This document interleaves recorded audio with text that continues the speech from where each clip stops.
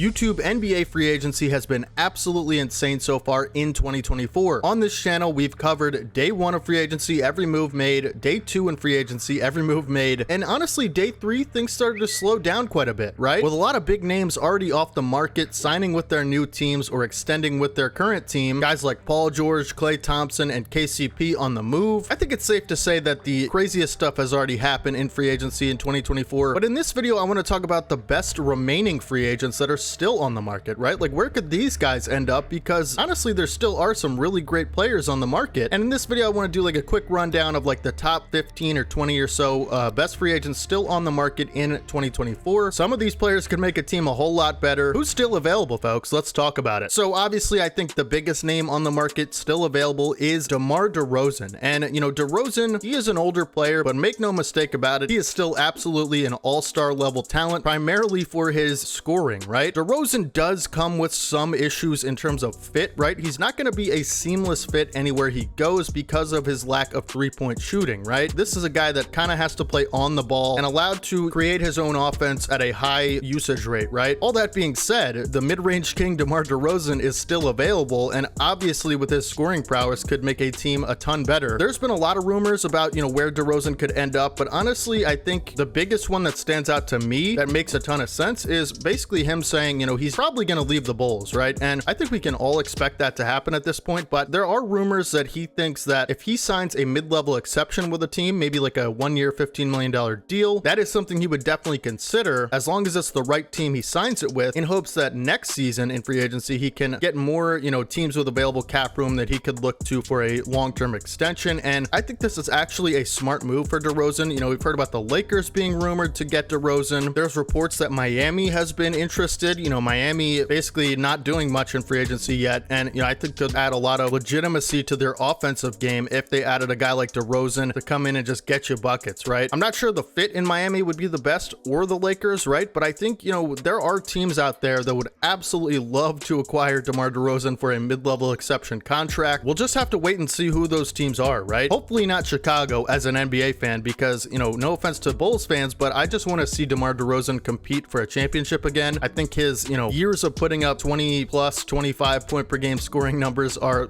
limited now. So, you know, I want to see him finish his career in a strong way on a contender. I think the second best player on the market right now has to be power forward Miles Bridges. And, you know, Miles Bridges having a pretty good season for the Charlotte Hornets last season. And Miles Bridges is still a really good player in the NBA. You know, there's question marks about what his role could be on a contending level team, because we honestly just haven't seen that from him yet in his young career. You know, Miles Bridges definitely comes with some off the court baggage, right? And we're not going to talk about that in this video, but clearly that is something teams are going to consider when investing a ton of money in a certain player. I think that severely impacts his free agency market. You know, if this player was not having those types of things come with him, I think you could have already seen him get a big deal. But nonetheless, we've heard a lot of rumors about the Clippers, right? And the Clippers' interest in Miles Bridges. I think the fit makes a ton of sense with the Clippers. You know, you lose a lot of scoring, you know, losing Paul George in free agency, and you sign a lot of role players on pretty favorable deals, but you know, James Harden and Kawhi Leonard can't do all of the offensive heavy lifting, so you're gonna have to replace some type of scoring from, you know, maybe the forward position. I think Miles Bridges makes a ton of sense there, not only just from the numbers standpoint, the scoring, but also his skill set could translate well in the Clippers roster, right? Miles Bridges has talked about how basically he is really an admirer of how the Clippers have been able to give players second chances in their NBA careers. You saw it with Kevin Porter Jr. just a few days ago, signing a multi-year contract with the Clippers. Have to see how it turns out, but you know, they got to be interested in this kid. He's a really good young player. Those are like the top 2 guys I think that could, you know, impact the team on a massive scale, right? Like, these are top 2 or 3 scoring options on a team. I think maybe not so much Bridges as a 2 option, right? But Bridges could be a 3rd option on the Clippers, definitely, as far as scoring with their current situation. DeRozan is probably good enough to be a number 2 option on a contending team, but as far as like the big name guys that could really step in and do a lot of work offensively, that is kind of it. Make no mistake, there are still a lot of quality role players to be had on this market, and we're going to start with, you know, maybe some of the best of the bunch. I think Tyus Jones is one that comes to mind instantly for me. You know, Tyus Jones has been so heavily covered and regarded highly as, you know, one of the top decision-making point guards in the entire NBA, with the lowest assist to turnover ratio, I think, in NBA history maybe. And, you know, Tyus Jones, I think, is one of the better backup point guards in the league. I don't think think this is a guy that you can put out there for 35 minutes a night and expect, contending results. But if you guys remember his time in Memphis backing up Ja Morant, he, was able to take over that team at times, step in for Morant when he was suspended or injured, and keep the Memphis Grizzlies going on their, winning pace. I think Tyus Jones, again, could be one of the best backup point guards in this league, and he's still out there, you know what I mean? I don't think he's going to go back to the Wizards because, again, just kind of doesn't fit their timeline. People are talking about sign-in trades with the Wizards, could be an option, but, Tyus Jones has to be someone you think about if you're looking for a, floor general, traditional type of point guard who can, shoot the three. He can score a little bit off the dribble. I think he's kind of an average defender, but, Tyus Jones, we've heard about the Phoenix Suns being interested in looking for a backup point guard. We'll get into that a little later, but, that could be a good fit for Tyus Jones. Have to see how that turns out. Another guy that I think has a lot of upside as a free agent that, maybe might not return to his team, and that is former, super high draft pick Isaac Okoro for the Cleveland Cavaliers. Now, Isaac Okoro is a restricted free agent currently, but this is one of the best perimeter defenders in the league from that wing position. He has made a lot of improvements to his catch and shoot 3-point percentage, which is something that has kept him on the floor in Cleveland, or super early in his career, like his first 2 years, that was always an issue. Could he knock down a corner three consistently? We know about his, great perimeter defensive skills, but, if you can't hit a corner three consistently at a league average or so clip, then, you're probably not gonna be able to stay on the floor. Isaac Okoro made that adjustment and has become a solid, if not average 3-point shooter, but that's still really good for him because on the other end of the floor, he's going to provide so much. So he is restricted. We'll have to see if any teams want to give him a big offer, whether or not the Cleveland Cavaliers want to match it, right? But I think this is a player that's still young, still could be developing, and already provides a lot of defensive upside for a team that could be looking for a defensive wing, right? Sadique Bay of the Atlanta Hawks is another name I think is pretty interesting on this market. Another guy that, is pretty young in his career, provides a lot of shooting ability and, gravity from that forward position, right? Really great 3-point shooter, can score in transition a little bit, right? Sadique Bay is just a good offensive player in my opinion, and I'm not too sure about how his defense is right now. You guys can let me know down in the comment section. I think one of the reasons he hasn't been signed yet is because of him coming off a major injury. I believe it's an ACL, so he might not be available to start the season, but I think Sadique Bay is still a solid, floor stretcher from the wing position, someone to consider if you're looking for that type of player. Some of the biggest news right now going on, I'm sure by the time I upload this video, that's already going to be done because, that's how this works. But, Buddy Hield is currently involved in sign-in trade talks between my Philadelphia 76ers and the Golden State Warriors. And you think about the Warriors losing Klay Thompson, you think about they're going to have to, provide a lot of shooting to be able to replace Klay Thompson in the system of offense Steve Kerr likes to run in Golden State alongside Steph Curry. I think it makes a lot of sense that, Golden State would kind of try to go for another elite shooter that might be a little bit cheaper than Klay Thompson and provide similar value if used correctly in an offense, right? So you go out and you get DeAnthony Melton with the mid-level exception, which was a great deal, and they're just poaching my 76ers players left and right, man. Chill out, Golden State, right? Now we'll have to see what the package looks like.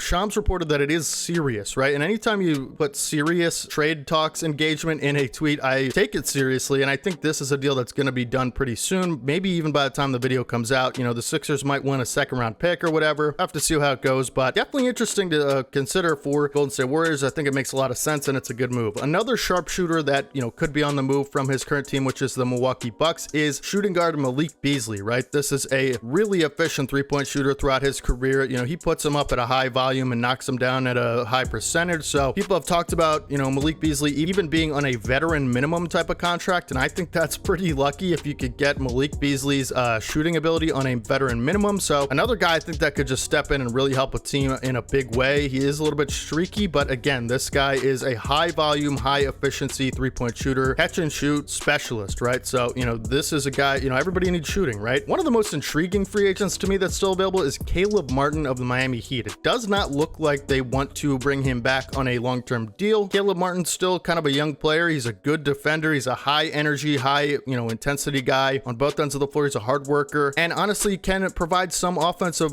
scoring ability at times, right? This is a hustle guy that can just, add some grit and edge to a team, I think, on the wing position. Caleb Martin is kind of an undersized 3 or 4, but I think makes up for it with his defensive intensity and effort, right? We saw in the Miami Heat finals run in 2023 how basically, he was almost their second best scorer at times, right? So Caleb Martin definitely has a lot of dog in him, has a lot of, edge that he can provide to a team. I think Caleb Martin, one of the more intriguing guys still left on the market if he doesn't return to the Miami Heat. Another wing that can shoot the ball really really well is Gary Trent Jr. You know, we've talked about how Gary Trent Jr. is expected to either sign a mid-level exception or a veteran minimum. There's not a lot of long-term deals planned for Gary Trent Jr. it seems on the open market right now, which is kind of surprising to me. I think Gary Trent Jr. is a good scorer. I think he's a little bit inefficient a lot of times, but definitely a guy that you can put the ball in his hands and expect to, you know, get off a lot of shots and, you know, score a little bit, right? He could be a good six-man type of player if you are looking for that. So another guy to keep an eye on for sure from Toronto. One of the most mind-boggling free agents, I think, is Gordon Hayward, right? Like, I don't know what to make of his value at this point. You know, Gordon Hayward just a few months ago, before the OKC trade, was regarded as one of the hottest items on the trade deadline market, right? And he ends up, you know, getting traded to the OKC Thunder, which was seen to be a really great deal for them, adding some depth at that forward position. Gordon Hayward, kind of a utility offensive guy who can really do it all. He can pass, rebound, and shoot and score, right? Just a smart player as well. I like Gordon Hayward's game a lot. Former All-Stars, had a lot of success throughout his career. Obviously an older player who has dealt with a lot of injuries, right? And he struggled to stay on the floor at times with Charlotte and OKC. But after that OKC trade, he just like plummeted. Like, I don't know what happened there. He got limited opportunities, but he was just so wildly inefficient. It looked like a totally different player. So super interesting guy to keep an eye on. You know, if he can look like he did at the start of 2023 with the Charlotte Hornets, then this is one of the best names on the market. But if he looks anything like the OKC version of Gordon Hayward, then, you know, this guy doesn't look like maybe he could even belong on an NBA court right now. So I think, you know, his injuries are the biggest reason for all of this. But, you know, just again, depending on what Gordon Hayward you're going to get, this could be either some of the best value on the market or some of the worst, right? Taurean Prince is a name that, you know, has floated around. It doesn't look like he might extend with the Lakers, right? Taurean Prince is a good floor spacer. He could play power forward or small forward. He's a pretty good defender, hard worker, right? I like Taurean Prince as a player. He's not the best shooter in the world, but I think he's a pretty good shooter. Another guy that could just, you know, fill in that forward position, maybe off the bench. I don't know that he's a starting caliber player anymore, but definitely can provide some value as a forward in this league, no question. He's kind of a big wing in my opinion, but another guy to keep your eye on, right? One of my favorite free agents on the market is Lonnie Walker, right? Lonnie Walker's just such a dog, and he every now and then he does like a crazy highlight, right? But honestly, Lonnie Walker's got a bag, right? I'm not sure why his value is so low. I mean, technically he is mostly just a scorer that isn't really good enough to be like involved a ton in a contender's offense, right? But just a guy that like is gonna compete and he wants to win. He's a dog, right? Plays with a lot of intensity and heart. I just think, you know, off the bench, Lonnie Walker could be like a valuable scorer for a certain team, right? You know, he can basically get his own shot. He's super, you know, bouncy and seems to be a pretty decent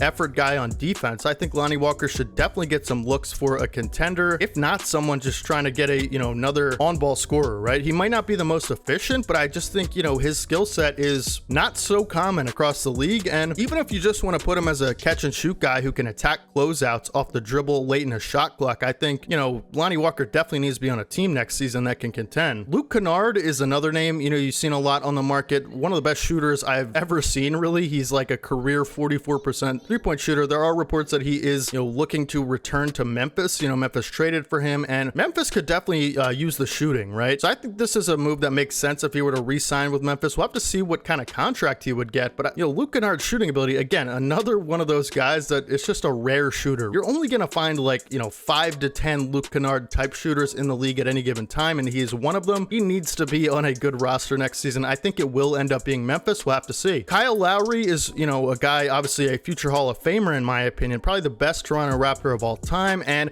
I really want to see him as a Sixers fan return to Philly. You know, he's a Philly native, played at Villanova, and God, he was just so awesome for us last season. Hard, gritty worker, smart player, you know, just seems to make big plays late in games when you need him to. He's always that guy, right? He just plays with so much fiery competitiveness, and I think the Sixers really could use more of that in their lineups. And he is small, right? No question about it, and he's not gonna, you know, get up and down the floor faster than anybody really, but especially at this point in his career. But listen, Kyle Lowry is a great floor general. He's a guy that can run an offense off the bench. He is a good defender still and always seems to be in the right position. This is a guy you want on your roster if you're a contender. He's that type of guy. I would love to see him come back to the Sixers on a veteran minimum, but there has been reports that he is getting a lot of interest from the Phoenix Suns, so we'll have to see that. They're, again, really interested in a backup point guard, and, you know, Kyle Lowry seems to be the name they're looking at, so I really hope he doesn't leave my 76ers. I really hope that. Another guy that I think, you know, has a wide range of skills that maybe hasn't been put to the best use yet in his career is Talen Horton Tucker, right? We remember his time with the Los Angeles Lakers. And with Utah last season, you know, this is a guy that has a little bit of inefficient numbers, but he has a good skill set, as I mentioned, right? And he's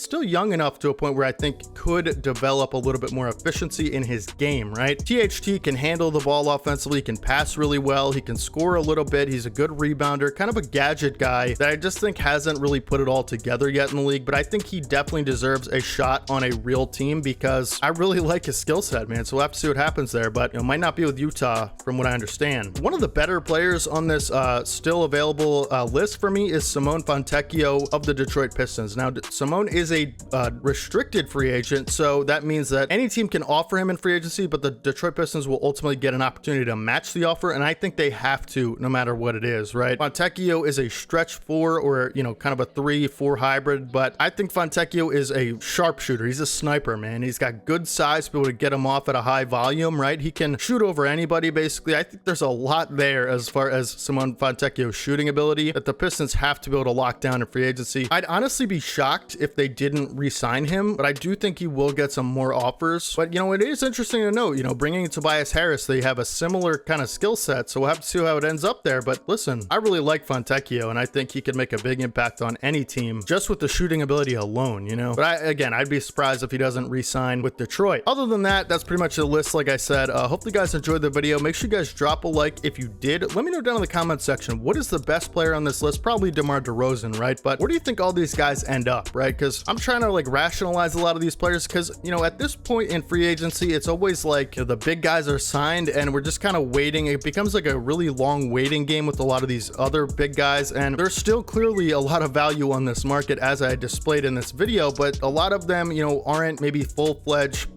players that can slide into any lineup, right? The fit's a question mark with a lot of these guys. So let me know down in the comment section where you think they would fit. What team are you guys a fan of, and who do you hope to see on this market? Everybody I named in this video that could be on your team next season, right? Because for me personally, I'm a Sixers fan and I'd love to see Kyle Lowry return. Obviously I want DeMar DeRozan, but we're not getting him. It has to be realistic, right? But let me know down in the comments. Make sure you guys subscribe to the channel if you guys are new or haven't already, right? We upload content just like this every single day on this channel. All things NBA every day on the DHave channel. And I don't want you guys to miss any more videos like this. If you subscribe, you know, it takes 2 seconds. It means a lot to me. And, you know, I will promise you right now that I will provide NBA content every single day. That's what you're getting on this channel. So, you know, NBA news, free agency, during the season, we do a lot of, you know, playoff updates and, you know, a lot of just a fun NBA stuff in this video. That's my passion. I love NBA basketball. So I want to share it with you guys, right? Anyways, that's gonna be it for the video. Hopefully no one gets signed by the time this comes out, you know, later tonight, but I will catch you guys in the next one. This is your boy DeHave, and as always, peace.